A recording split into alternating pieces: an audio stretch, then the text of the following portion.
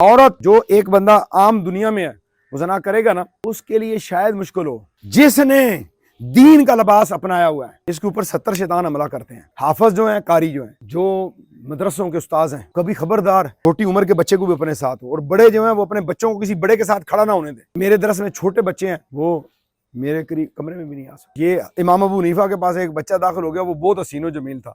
आप उसे कहें जब जब तक तू सही नहीं हो मेरी पीठ के पीछे बैठा कर, मुझे तू नजर भी नहीं आना चाहिए। जना से बचना है। हर वो रास्ता जो जना की तरफ लेके जाता है उससे बच के रहना है।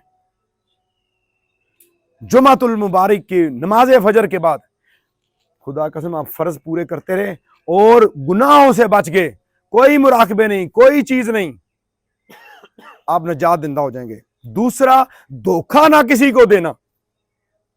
धोखा देने वाला, लोगों को लूटने वाला, माल ये वो, बुजुर्ग रवायतें पुरानी सुनाते हैं, सच्ची है झूठी है लेकिन है नसीहत वाली।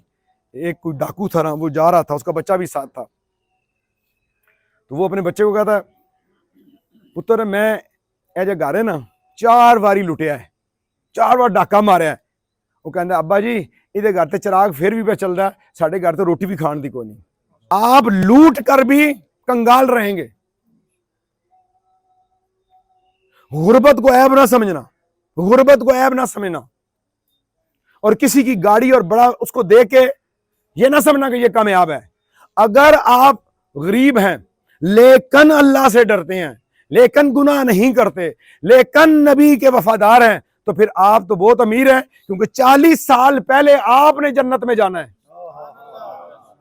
अमीर ने तो नहीं जाना, दुनिया के अमीर ने 40 साल पहले जन्नत में। मैं वो हदीस बयान कर रहा हूं उसका मफहूम जिस पे इत्तेफाक है सबका।